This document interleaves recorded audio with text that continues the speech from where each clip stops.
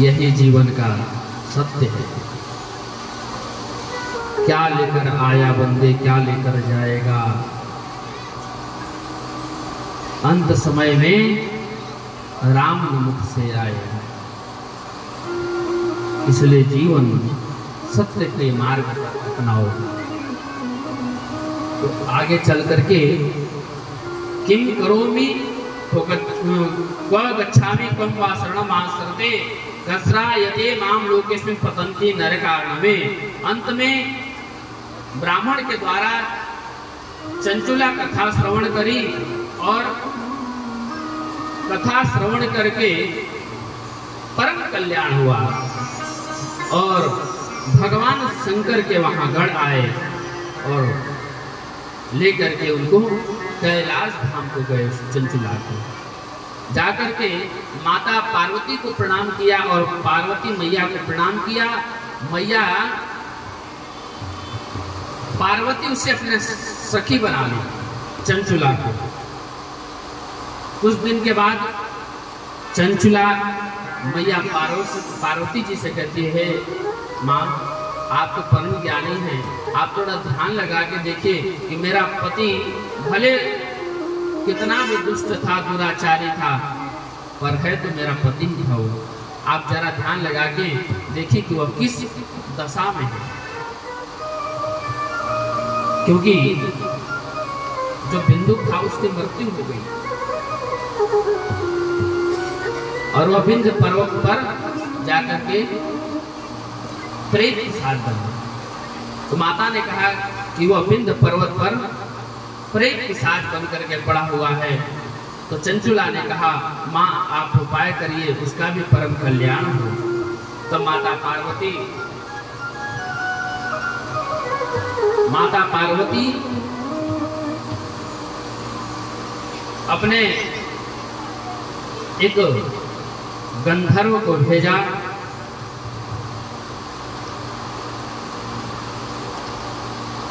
और उस गंधर्व का नाम है तुम्बरू। तुम्बरू नाम के गंधर्व माता पार्वती ने उसका कथा सुनाई बिंदु के बारे में और चंचुला को लेकर के तुम्बरू विंध्य पर्वत पर गया। विंध्य पर्वत पर जाकर के और कथा श्रवण कराया। प्रेत पिशाच बना हुआ बिंदु को तुम्बरू ने जकड़ करके कस के प्रेत को बांध दिया ताकि छूट करके जा न सके और शिव पुराण की कथा सुनाया। संतों को, महात्माओं को पता चला कि तुम्बरू आकर के शिव पुराण की कथा श्रवण करा रहे हैं। विंध्य पर्वत पर कथा हो रही है, संत महामुनि आए और वह भी कथा श्रवण करने लगे। और जैसे ही शिव पुराण कथा श्रवण किया, बिंदु बना प्रेत। जैसे कथा विश्राम हुई, महाराज उस बिंदु बना प्रेत के परम कल्याण हो गया और भगवान के गण आए और दिव्य विमान पर बैठा करके चंचुला को और बिंदु बना प्रेत को बिंदु को ले जाकर के कैलाश धाम में भगवान के समीप ले जाकर के कैलाश धाम में पहुंचा दिया। जाकर के वंदना किए, स्वागत किया भगवान शंकर ने, माता पार्वती ने। इधर भगवान शंकर ने बिंदु को अपना गण बना लिया। अब शिव पुराण में सूत जी महाराज शौनकादि को कथा के श्रवण के विधि बताते हैं। कहते हैं कि कथा जब हम कराएं तो ज्योतिषों को बुला करके कथा का जो तिथि होती है निर्धारित करनी चाहिए, अच्छा दिन निकाल करके। वस्तुतः वैसे तो ये शिव की कथा है और शिव की कथा के लिए कोई न तिथि है न कोई दिन है।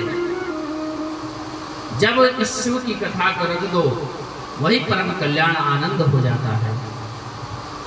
और संतों का संग अवश्य करना चाहिए। और शिव कथा यदि देखिए अगर मंदिर में हो तो अति उत्तम, गृह क्षेत्र में हो तो अति उत्तम, या तीर्थ में आयोजन करें। लिखा है विवाहे याद, पहले भी अभी मैंने बताया था कि विवाह लिखा है विवाहे यादृशम चित्तम तादृशम कार्यमेव ही। और भागवत जी में लिखा है कि यही विवाहे यादृशम वित्तम, विवाहे यादृशम वित्तम तादृशम कार्य में वही जो कथा होती है वह विवाह जैसी कन्या की होती है ना, उसी प्रकार जैसे धन खर्च होता है विवाह में, उसी प्रकार कथा को जब हम करते हैं कराते हैं तो मन से चित्त से और धन से उसका उपयोग करना चाहिए। और जिस कथा वाचक को बुलाएं परम वक्ता हो, लोभी न हो, सूत जी महाराज सोनेगार जी से कहते हैं। और पुराण की पूजा करें, कहते हैं कि जो स्त्री बीच में उठ करके चली जाती है कथा के मध्य में, उसके जन्म जन्मांतर वो दरिद्र होते हैं। और जो सिर पर पगड़ी बांध करके कथा सुनते हैं उनके कुल कुलंकी होते हैं, कुलंकी पुत्र उत्पन्न होते हैं। और जो कथा सुनते वक्त पान या अन्य चीजें मादक पदार्थ का सेवन करते हैं तो उनको यमदूत उनका ही विष्ठा खिलाते हैं, है ना। ध्यान दीजिए, ये कथा की श्रवण महात्मा तो सुन ले, लेकिन जो कथा के श्रवण भी ये भी सुनना चाहिए कि किस प्रकार से कथा को सुनना चाहिए। और जब कथावाचक कथा करे तो उसकी ऊंचे आसन पर नहीं बैठना चाहिए, या उसके ऊंचे जहाँ कथावाचक बैठ के कथा करता है उससे ऊंचा आसन पर नहीं बैठना चाहिए। ऐसा करने से गुरु सैया पर शयन करने का पाप लगता है, जो उस प्रकार उस व्यक्ति को पाप लगता है। और जो लोग इस कथा में कथावाचक की निंदा करते हैं, ये हम नहीं कह रहे, शिव पुराण कह रही है, शिव पुराण की कथा कह रही है कि जो व्यक्ति कथावक्ता की निंदा करते हैं वह अगले जन्म में कुत्ते बनते हैं।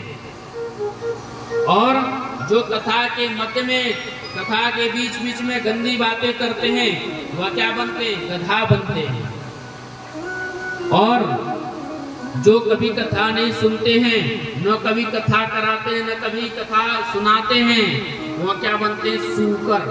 सूकर समझते हैं? सूअर, वो सूअर बनते हैं। और लिखा है कि श्रोताओं के नियम कैसे? भोजनम सुकरम मन्ये कथासु श्रवण मप्रदम। अगर प्रयास करें कि कथा सुनने आए तो उपवास रखते हैं।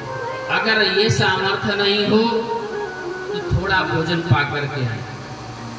इसलिए बताया गया है कि ताकि निद्रा ना आए। गरिष्ठ अन्न का भोजन नहीं करना चाहिए, ज्यादा भोजन नहीं करना चाहिए, बासी अन्न भी ग्रहण नहीं करना चाहिए। बैंगन, तरबूज, चिड़चिड़ा, ध्यान रखिएगा कथा का जो नियम है, बैंगन, तरबूज और चिड़चिड़ा, मूली और कोहड़ा, क्या बोलते हैं कोहड़ा को? कद्दू, पेठा,